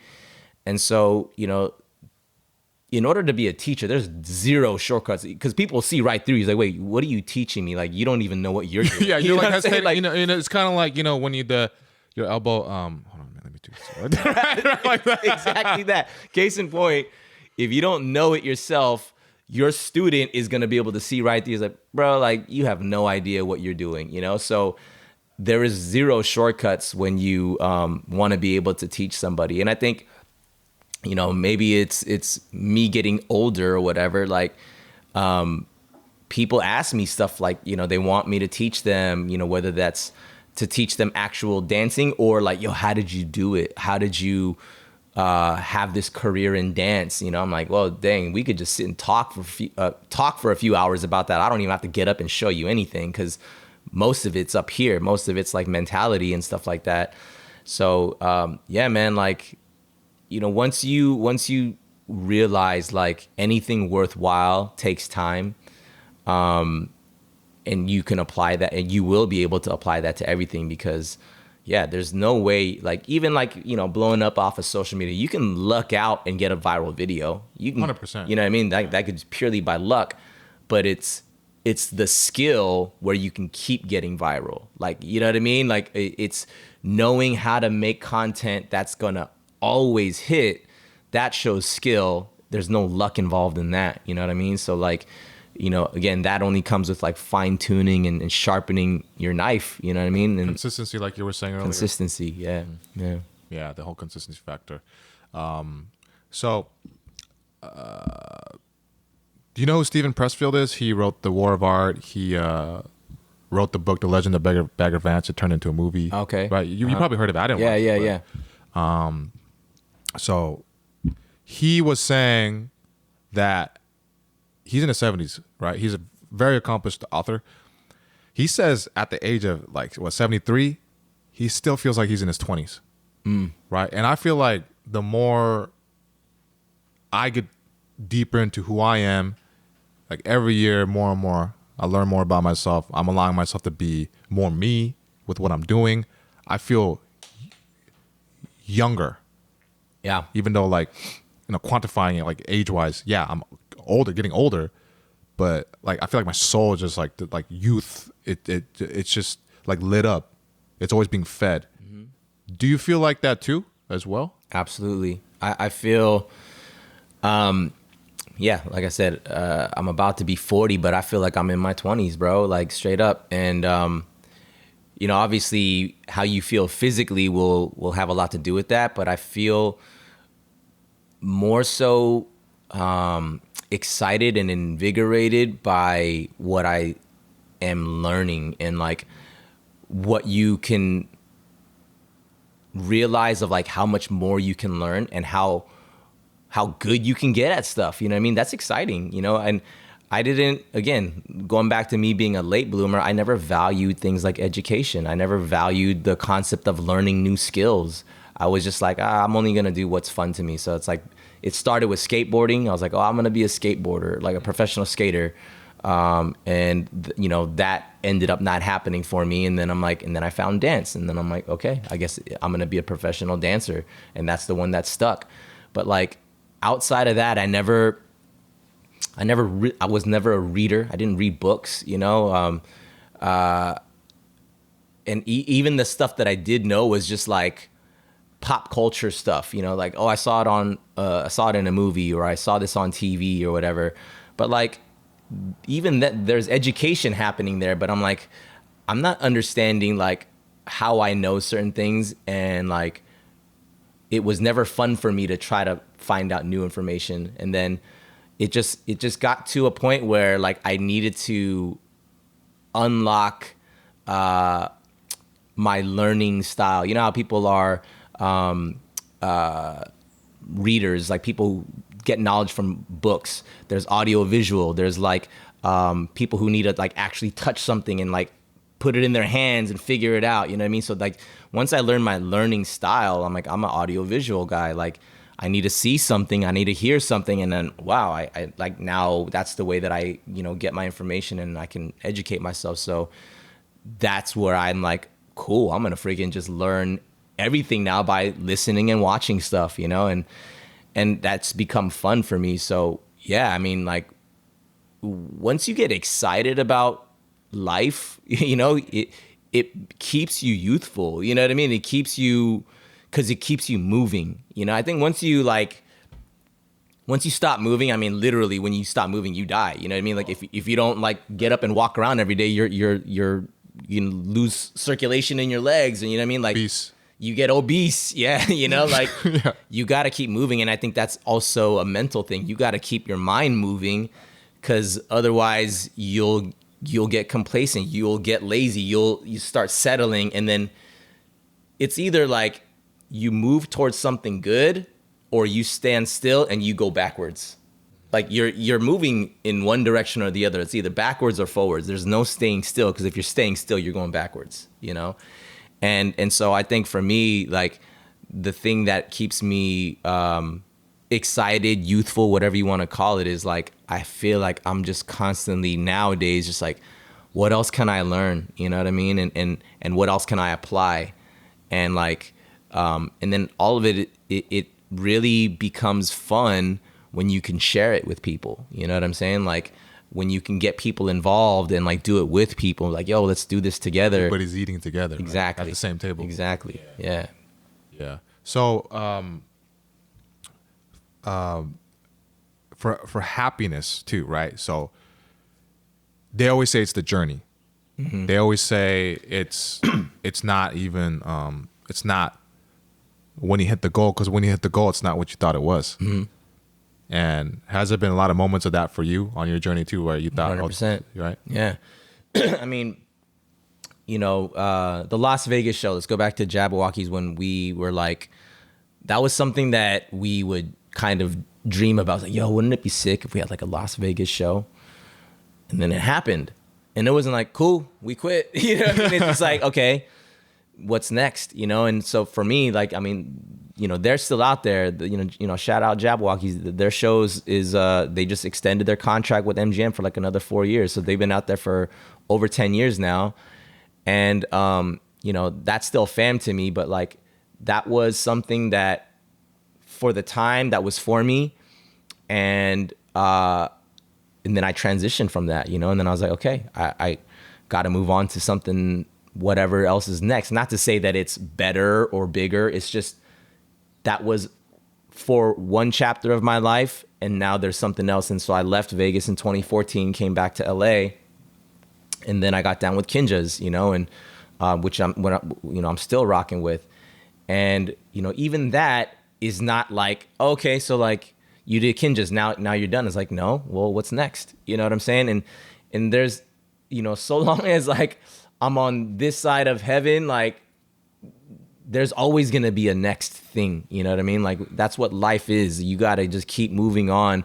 And it doesn't mean that it's a bigger, better thing. It's just something new, And I think, where I'm at right now is like, I love the idea of not being sure what that next is. Cause it's, again, like I said earlier, it's uncomfortable, but I've been uncomfortable enough times to know like when I'm uncomfortable, like I unlock something else and something else happens, So, yeah, man, it's continual progress, bro. Like you just got to keep moving forward. And that's why maybe previously that unknown would equate to anxiety. But now instead of anxiety, it's excitement. And I think that's once people unlock that, they will look much more forward to life instead of avoiding it. That feeling of anxiety, because I think we demonize anxiety too much. Like it's the enemy. Like, oh my God, it's crippling. It's this and that. It's like, but what if you learn to be friends with it and then understand it and then transmute that into something else? Because anxiety and excitement are basically like brothers. Yes. They're best friends, in fact. Yes, absolutely. Yeah, I totally agree with that. I mean, it's I was at this conference. I don't know if you know Tony Robbins. People say he's like a motivational. Oh, I went to speaker. UPW twice. Oh, sick! Yeah, I went to UPW. That was one of the reasons why I left everything behind. That was like the final, like one of the hell things. yeah, yeah, man, dude. So you understand UPW was like motion equals emotion. That's why. Yes, dude, yes. He always says where your focus goes, energy flows, right? Yep. And that conference really unlocked a lot for me. I went in 2019, and he said, fear. He's like, we have to learn how to dance with fear. You know what I mean? If you fight against it, it's gonna overtake you. But if you can dance with it, because it can be your friend. When you're fearful, it keeps you heightened, right? It keeps you like, I need to be aware of what's going on because there's some presence here that's making me uncomfortable. So I need to know how to like work with it. Because if I go against it, I'm gonna lose. But if I can let it work for me, then I'm going to elevate. I'm going to get to the next level. Same thing what you said about anxiety and excitement. They're brothers, right? And I think when you can learn that the presence of anxiety or fear can push you, then like, man, that's next level stuff. You know what I'm saying? That's going to, like you said, that was what made you feel like, all right, cool. I'm going to leave this behind and I'm going to step into this fearful unknown. But look at you. You're making it work, You're happy. Even though the other career may have paid the bills more, whatever, like comfortably or whatever. But you doing something that you actually love and are passionate about, like that's life-giving. That gives you like, yo, I'm ready to wake up today to do this again because it's feeding me in a way that nothing else can. Money can't feed you that way. But you get good at something, the goal is to make money off of the thing that you're passionate about. And that comes with the work. That comes with like you putting in the time and you get good at something and people will validate you being good at something by like, once you start getting paid, you're like, yo, I'm good at this. You know what I mean? And like now, like I'm able to eat off of it, but that comes with time. No, it's funny you say that because yesterday I got hit up to do a show, stand-up show, and then the guy he asked me, he's like, "What's your fee?"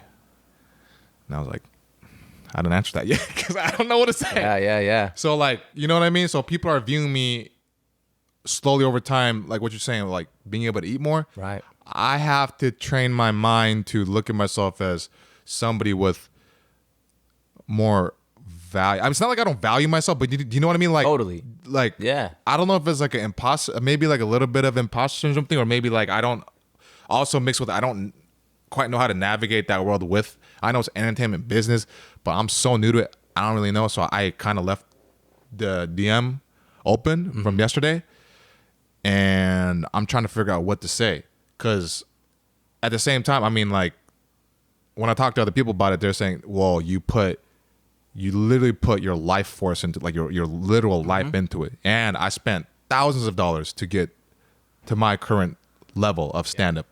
and confidence and all that. Like thousands. Yeah.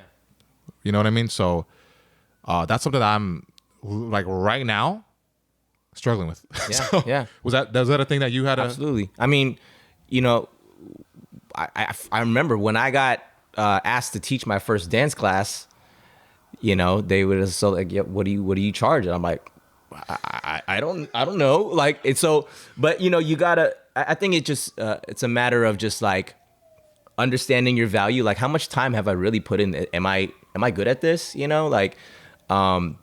Sure, you don't come out the gate swinging and be like, yeah, my fee's five racks. You know what I mean? Like, you gotta like do a little bit of research. And I would just like ask my friends, I'm like, hey, like, how much do you charge when you teach classes? You know? And then they would be like, I don't know, my first dance class I maybe charged like $100. I was like, okay, I guess that's like the standard. You know what I mean? But then, you know, as you continue to go and you continue to progress, you know, from your skills to your, you know, like, I mean, even these days, like things like following and all that kind of stuff kind of matters, right? Because it's all a numbers thing, right? But, you know, it's also just a matter of like, how much do you value your time? You know what I mean? And like, and I do gauge it off of like my friends who are kind of doing what I do and they're kind of in the same category or level of experience. And I'll just ask, hey, like, how much do you charge for your classes these days? And they'll be like, yo, I charge this much. And it's like, word, okay, at least I can get a gauge of where I feel like I'm at. And you know, that there's just like no, it's not like there's a minimum wage for performance, right? Like it's just a matter of like, do you feel like your time, your skill, what you're gonna do in terms of a performance or a class that you're gonna teach, is it worth it to be paid this much for you to go do that? You know what I'm saying?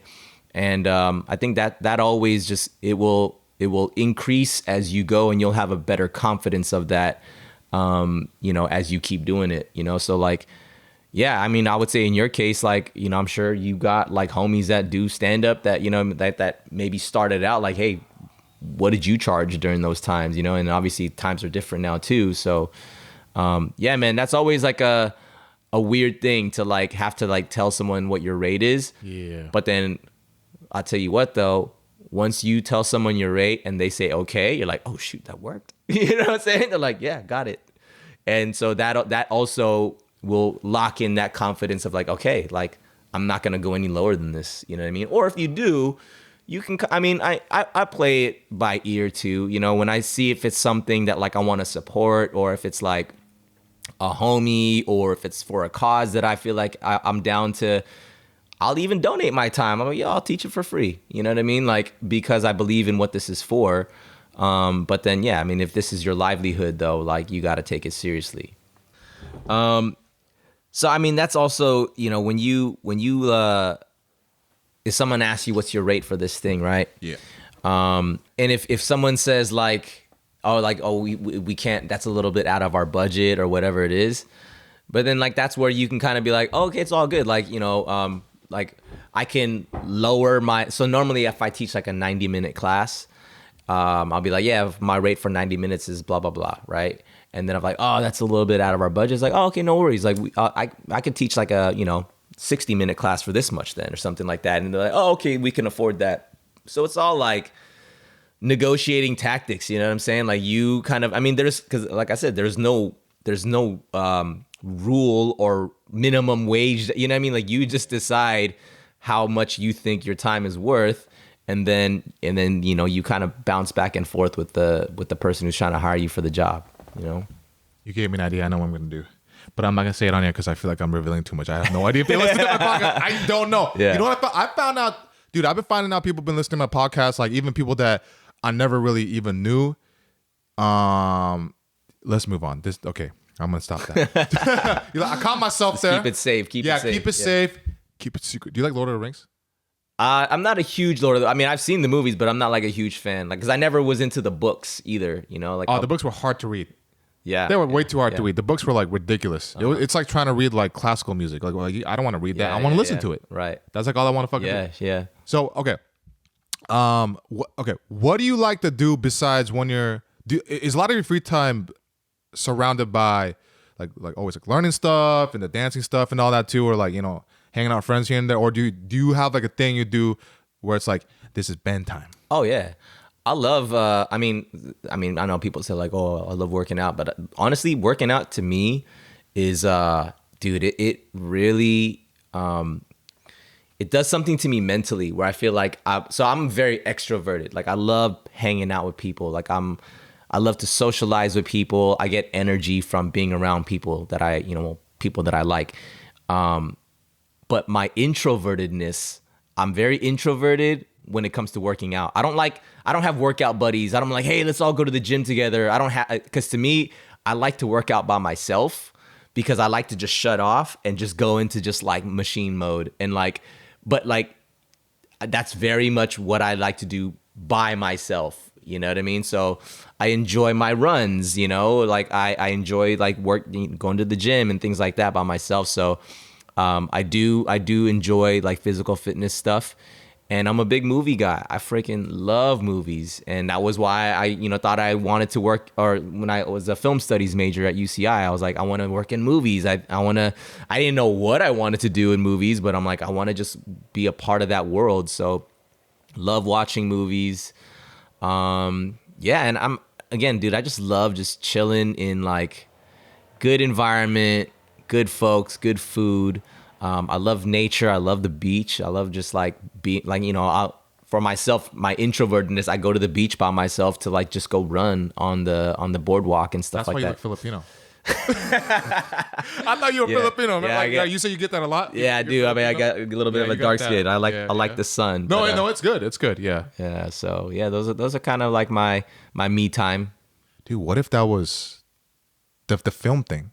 What if that was like another thing? Maybe later, maybe not soon. Like, maybe. Maybe shooting like shorts or anything, right? Like, it's something that I enjoy doing because I feel like I'm like a connector. I know a lot of people because I like to talk to people. I'm not a shy person where, I go into a room and I'm like, I'm going to wait for someone to come and talk to me. Like I will go and approach people and introduce myself, I'm like, hey, what's up? Like, and then cause I like to interact and get to know people and, producers, like that's like, you have to be a resourceful person to be a good producer, right? Like to know somebody who, hey, I know a person who does that, like being able to provide the resources to for a project to come together. So in a lot of ways, I feel like I'm like a producer, even in what I do for, Kinjaz and the things that I, the startups and stuff that I'm involved in. Like, I just know people who are in these industries. Like, hey, I can introduce you to, I know somebody who does that or whatever. So yeah, if being a producer for that world of like film and TV may be a thing in the future, who knows? But I feel like I already kind of do that now. I would just apply it to that industry again, but we'll see. Yeah, I can see that because you're good at talking, so I can see you doing some kind of role related to that. With heavily involved with people, like for sure. Dude, I mean, you're not the first person who said that, man. I mean, when I started the podcast for Kinjaz, and I had people come on as guests and stuff like that, and they're like, "Yo, you're good at this," and I'm like, "Really? I don't even know what I'm doing. I'm just talking." They're like, "Yeah, but that's it. There's an art to that. There's an art to the interview. There's an art to a conversation. There's like, because it's, essentially a conversation is it's a push and pull, right? Like a good conversation, you can bring something out of somebody and then you can like recycle it back to like keep a flow going. And the funny thing is I never knew that about myself. I never studied that. It's not like I went to school for like freaking talking, or communication, but like, it's just something that I feel like, I guess it's a God-given thing, but it goes back to caring. Cause I think that is kind of like my, I don't know, superpower is like, I just care about people's experiences, and I think cause like when I go back to like how I feel like I've lived like 4 lives, I'm like, dude, I've gone through some really tough times and I've gone through some really exciting and fun times. And I love hearing people's stories because I'm like, oh shoot, that's kind of reminds me of something that I experienced or whatever. Or like, you know what I mean? Like, I just love the sharing of people's experiences because it just, teaches me about people, you know, and I think that's just something that like God's kind of given me a heart for, just to like connect with people. So yeah. Yeah, and then because you have that makes you a good listener. And I think listening is a skill. Especially nowadays with all the cell phone stuff, like our attention span, I almost said plan, attention spans are even shorter. It's like we have to try hard to pay attention. Yeah. Or to even give a fuck. Yeah. Because we're all in our heads about a bunch of shit and stuff. So yeah. You know, earlier too, when I was looking at you, you like transformed into like your hair, like you had like a side, like you had like a side comb over thing with a little bit of gel. And I saw you wearing a button up, top part open, kind of plaid. It's fitted, and then you're wearing like, you know, like black jeans, and you got your little boots on and stuff. And I saw you as a pastor. I'm not even kidding. I was like, wait, where's this going? Where's this going? Where am I right now? Dang. I did. It was for like a split second. Like it was like boom. And I waited till right now to say it. Dude, you know, you're also not the first person who's told me that. They're like, some of my friends jokingly, they call me Pastor Ben. You know what I mean? They're like, it's a good name, Pastor Ben, because you need the one syllable name. Yeah, right. Ben, yeah. Yeah. So, you know, it's funny. Like, I don't know. Who knows? Whatever God leads me, he'll lead me. But like, I never thought of myself as becoming a pastor, but I do feel like, okay, ministry, right? Ministry is something that people, I mean, a lot of people may not even know what that means, but like, I always thought of ministry as like, you are official something at a church. You hold this position. But like, I feel like everybody has a ministry. Like you have a ministry. I have a ministry, meaning your life. Your life is your ministry. How you interact with people and the presence that you have in people's lives in the world.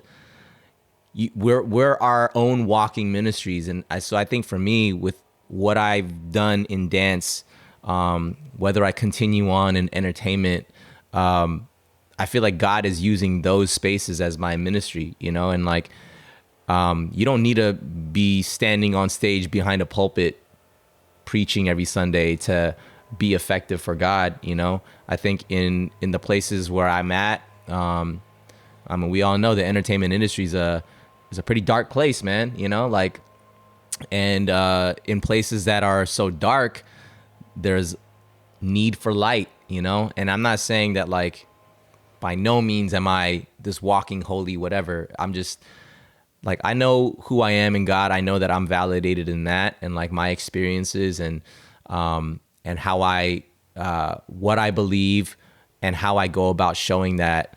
I know that like God has used that, you know. I've seen it firsthand, you know. People will tell me like, oh my gosh, like thank you for sharing that. That really like helped me out. Or, you know, that like, you know, I'll even like, sometimes I'll pray for people. They're like, oh shoot, like, yeah, I'm down for you to pray for me. You know, I'm like, word, you know, like, and that's just the thing, man. Like, I just want to continue to, while I'm still alive, you know, and while I still have the ability to have influence, I want to make sure that I'm going to point that to where I'm getting it from. It's not about me. You know what I mean? Like, God could take away all my gifts like that, you know, but if I still have the ability to dance or to talk, connect, I'm like, cool. I'm going to do it in a way where it's genuine. And, you know, my story is always going to go back to God, because I mean, that's really where I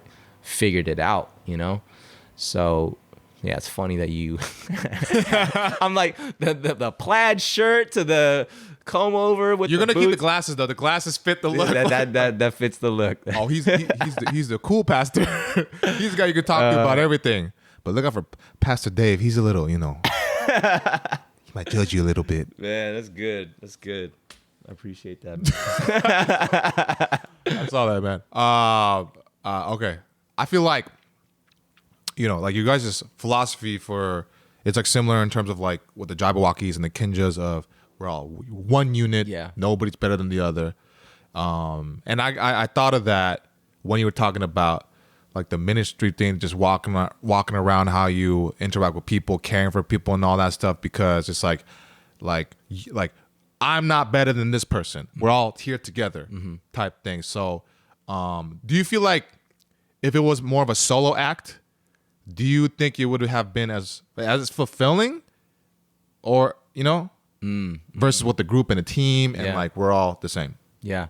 For me, absolutely not. Like, I think I've always been, I really enjoy being a part of a team. You know what I mean? Like, I think I'm a great team player.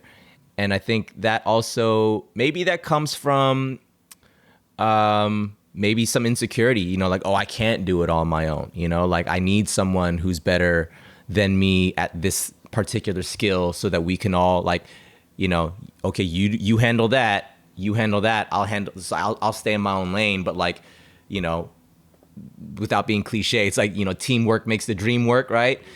Like, when you have a good team of people, there's that saying, right? Like, you want to go fast, go alone. You want to go far, go together. And I believe in that, because like I wouldn't have been able to achieve like what I would do a Las Vegas show by myself. You know what I'm saying? Like, go on a TV show. I mean, I guess, there are solo acts and stuff that do those things, but I never really enjoyed, I think it's because I love people. I love doing it with the team, and so that we can like celebrate together when we all do it, So like, I don't think I would have pursued dance in the way that I have if it was something that I was trying to do alone. And then there are people who do it alone, like choreographers and, dancers who dance in the, commercial industry that are just kind of like quote unquote solo acts. But for me, I think I'm built for community, and I'm built for like, wanting to do it with people that I believe in, that also believe in me. And maybe it's just because of my extroverted nature too. I just like being with my team. But it's where I feel like it's interesting now, where I am just starting to kind of venture off into projects that I'm not necessarily doing it with my current team with Kinjaz, like, like figuring some stuff out with like these startup companies. But then I still have a team that I'm doing these startups with too, So it's like, it's always with the team. And even if you are like a, Mike Kim, the comedian, like, you're going to have a manager, you're going to have a, whoever, there's going to be your team. It doesn't have to be, 15 people. It could be like 2 people, 3 people, it's like, but it's, you realizing you can't do everything yourself. I mean, you can, but then you just burn yourself out too, because you're just like, yo, let me just focus on what I'm good at. And let me bring on somebody who's like really good at that, like really good at managing, really good at booking stuff. You know what I mean? Like, really good at editing, you know what I mean? Like whatever, because you're learning it all, you're doing it all yourself right now because, you're kind of running a slim operation. But like, once you get to a point where you're like, yo, this is kind of like, I'm getting some traction on this thing. Let me hire an editor so that like I could just record, boom, send it to my editor so I could just move on to the next thing. That would be a godsend. Exactly. But I would love that. But no, right now, this is what. But see, that's how you learn though, like wearing all the hats. I think that's why I love the concept of like startup stuff, because you have to wear every hat. You got to be your social media guy. You got to be your own publicist. You got to do your own finances. You know what I'm saying? Budget everything because no one else is there. So you're actually learning a lot of skills. And then, once you get to a point where you're like, cool, now we're kind of like, we're scaling and it's growing. So like, let me pass that off to another guy so that I can just focus on what I really want to do, So, yeah.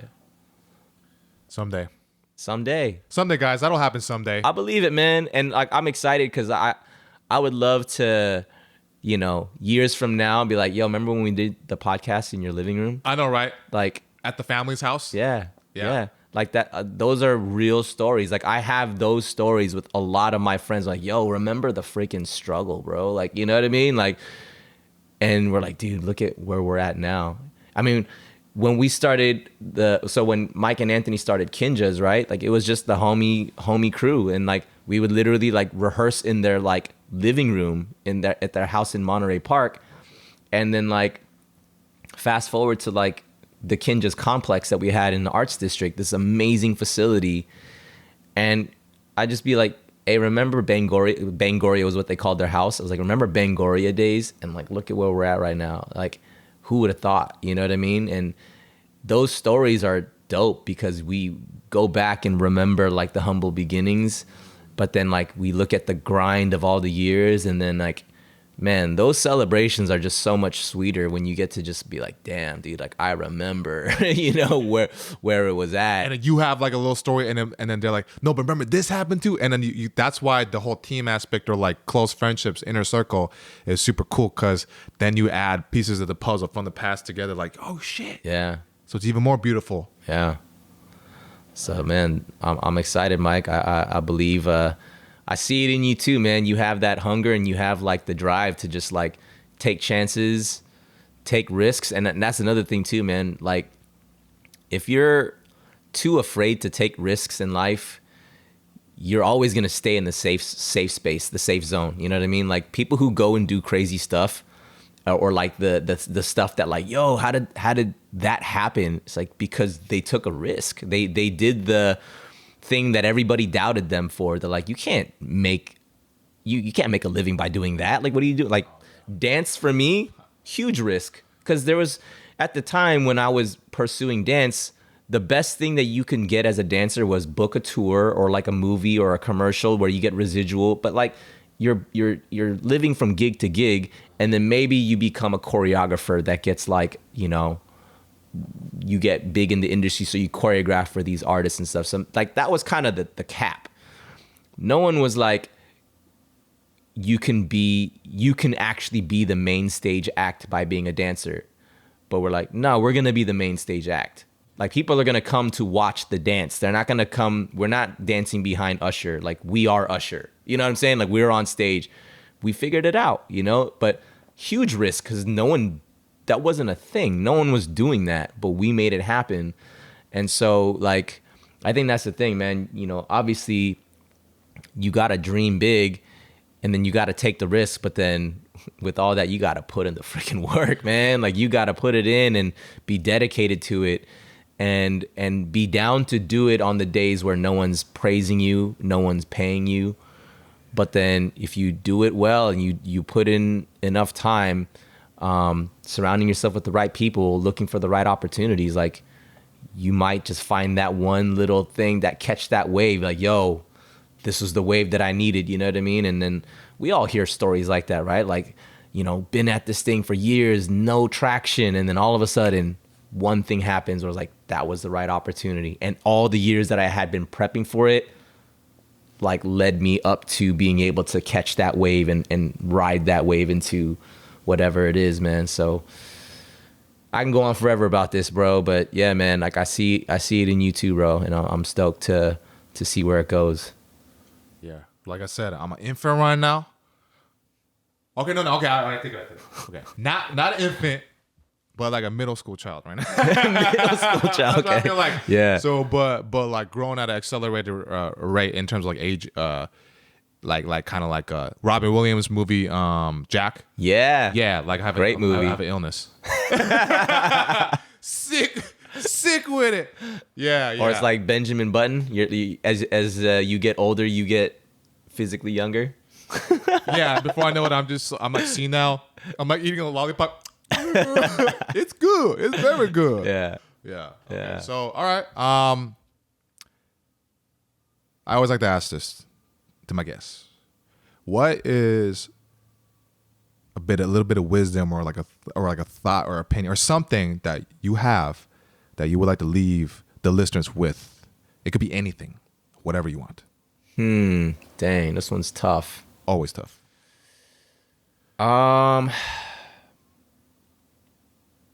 I think I'm gonna go with the be comfortable with being uncomfortable, because I think that's my current space right now. I think that's the most relevant thing for me. And that doesn't mean, because I think there's wisdom with what you allow yourself to be uncomfortable with, because obviously you can be in an uncomfortable situation, but that's just dumb. Like, why'd you put yourself in that? Like, well, you told me to be uncomfortable. It was like, well, be smart. Like, don't run out into the middle of traffic and, whoa, that's uncomfortable. It's like, well, that's also just stupid, you know? But like, what I mean by like be comfortable with being uncomfortable is like push yourself. If you want something in life and like you feel like, man, if I were just to like have that ability, I feel like I would be able to unlock all these other opportunities, but then I don't have that ability yet. So that thing is scary to me.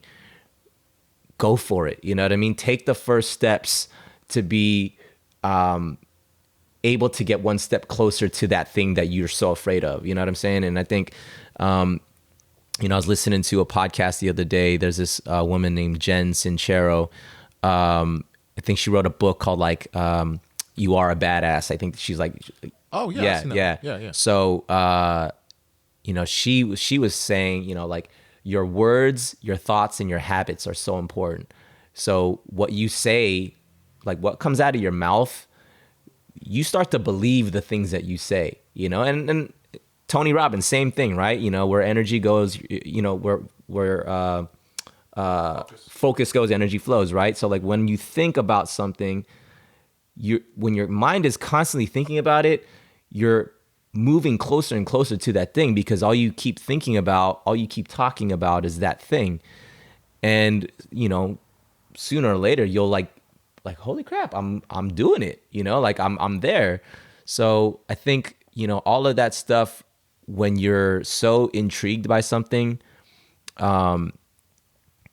you should let it be to the point where when you can be obsessed over something, you know, obviously the word obsessive sounds like you're crazy, but I think there is something about like, you gotta be kind of crazy about something to really get good at something. Like, you know, whether that's comedy, whether that's dance, whether that's business, you gotta be at some level like, I can't stop thinking about this thing. And then that's how you get good at stuff. You know what I mean? You get good at the things that you just are always doing or always thinking about. And yeah, so I think, you know, for me, where I'm at currently is like, I've seen what has happened in my life when I took chances. And when you take a chance, there's always that risk of failure. So it's scary.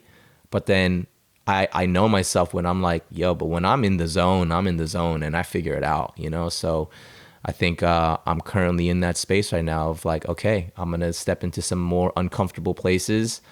And, but I'm putting in the work.